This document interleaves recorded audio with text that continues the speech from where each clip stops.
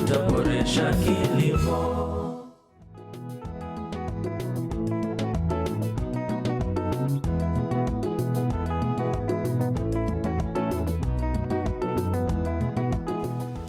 Karibu katika sehemu ya pili ya Boresha Kilimo, ambapo tunaeleza zaidi kuhusiana na ufugaji wa bata. Tumekwisha ngamua yai la bata shilingi 100. Yai la kuku wa kienyeji shilingi ngapi? 20, pengine 25. Tutakuwa tunakueleza zaidi katika kipindi hiki kuhusiana na ufugaji huo. Endapo una maoni, hisia, mapendekezo, maswali, ama wewe ni mkulima ambaye unataka tukuangazie wewe, tuje katika shamba lako, sema nasi at KUTV Kenya, at Laban Shaban, weka hashtag Boresha Kilimo.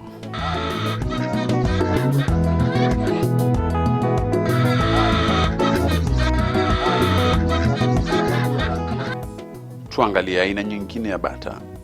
Bata ya Black Swedish ni wenye moyo zaidi ya mifugo wote. Bata mwenye nguvu na uwezo mzuri wa kutafuta chakula na hali ya utulivu, lakini huwa na aibu kidogo. Bata aina ya Indian Runner hujivunia moja ya mitindo tofauti ya mwili katika ulimwengu wote wa bata. Spishi wa uzao huu kwa kweli wanaonekana kama penguins. For eggs and for meat is the Black Swedish. It has a white chest and a black body. The male one has a green head, and for the female ones the head is just like the body, black and white. It's a good variety in that it is very calm and lays up to 180 eggs, and therefore for farmers who are interested in breeding is also another good variety. And then the eggs, just like the others, they are white, but for worm the eggs may be green bluish. So then from there we have the Indian Runner.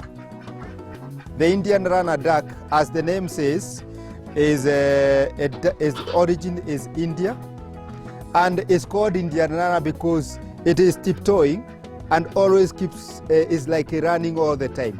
I would say is one of the secretary birds that wants to show itself everywhere.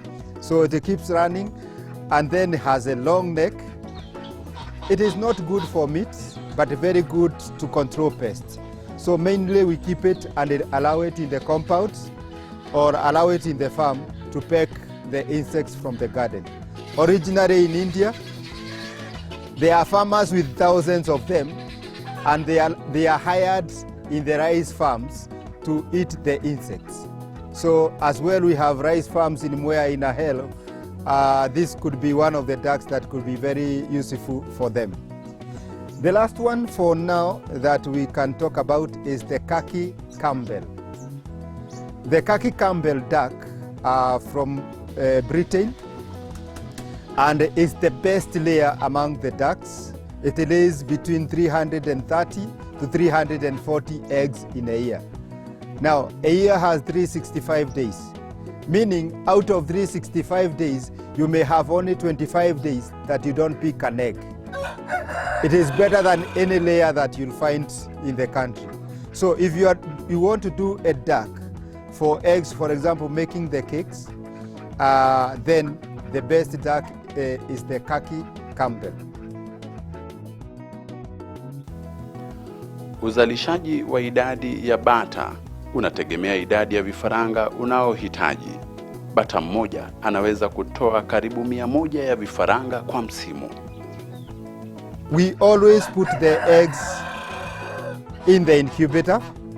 It takes 28 days to 30 days. Normally it's 28, but sometimes you can give it 2 days after the 28th day, and then it will hatch. The hatch rate is between 40 to 60%.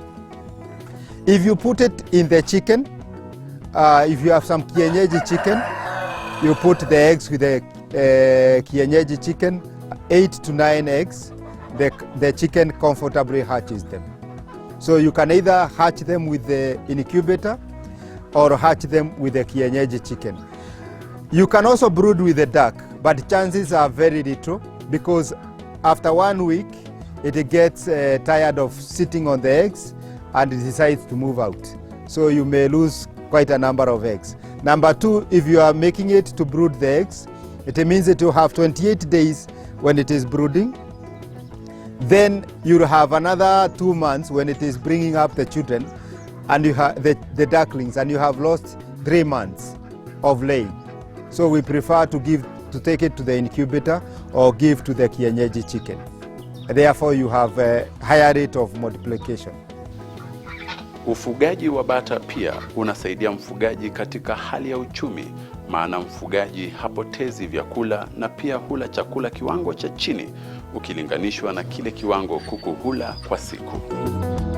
The duck food is more or less like a chicken.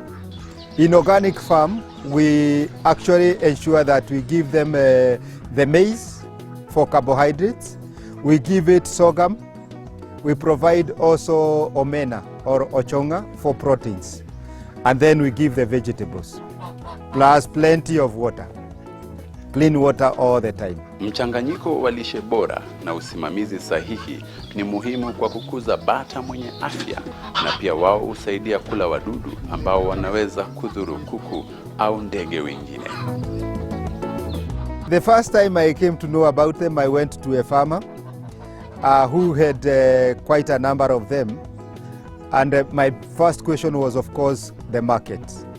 And what I was told, and I have come to learn, is that you start gradually small and then grow, because the market can only be, you can only know the market when you have the product. When you don't have the product, you cannot establish a market. However, I would say there is a lot of markets. Most of it we work on online. There are a lot of people requesting, there are groups of ducks, duck farmers, and they are requesting different varieties of ducks. So if you go to it, you'll see the trend, what is trending. And I would tell you that if you have the Rouen duck, you can never say that there is no market. If you have the Pekin, there is always a market. So you'll see what is being requested. And I can say the 5 that are here today, the Pekin, the Indian Runner, the Black Swedish, the Khaki Campbell, and the Rouen are, you can be sure of the market. And that is why we want the farmers to start with what is trending. And after that, they can explore on their own. Nobody should be afraid of starting. There is a market.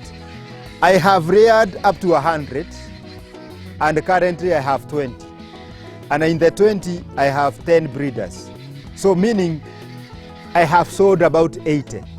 And if I wanted to sell even the remaining ones, I would sell. But then it would finish my stock. So market is there. There is two ducks that I want to put in that are not available as per now. We don't have the Welsh. And we want to increase also the number of the Indian Runner. It's very marketable, it's going seriously. And then Cayuga is a black bluish duck. So those two I want to bring in because I'm seeing in the market there is quite a good request of it. We also intending to put the Egyptian goose. It's very rare, it's only found in the wild, but they are domesticated ones, so we want to introduce them because farmers are also looking for them.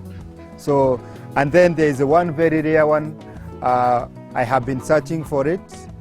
We have gotten some opportunity to import the African duck, called African only because it has a black nose. But so, and it's very rare. West African it is there, but it's not easy to import from West Africa. So those are part of what we want to increase in terms of the water birds. Ufugaji wa bata hauna gharama nyingi ya kutibu magonjwa mengi, ila mkulima anafaa kuzingatia usafi na kuwa mwangalifu wa wanyama wanaowawinda wanyama wengine kama vile nyoka. The biggest enemy of the ducks is tapeworms, minyoo. Because if the environment is not clean, they will eat anything on the ground. So they develop the worms.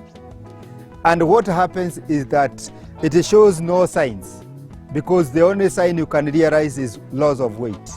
If you lift it, you find it has no weight. The other way is to look at the poo-poo.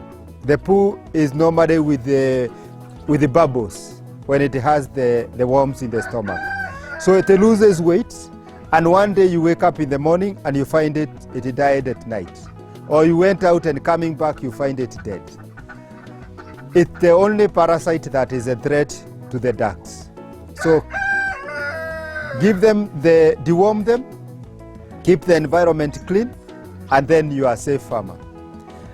Allow the uchafu, forget to deworm, then you are in trouble.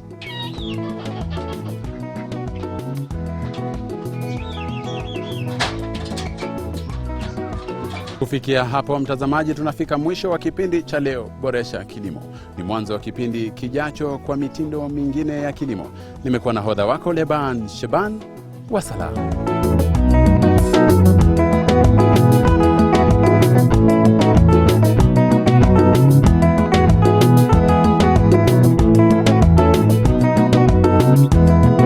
Na ukikaa nasi basi utaboresha kilimo.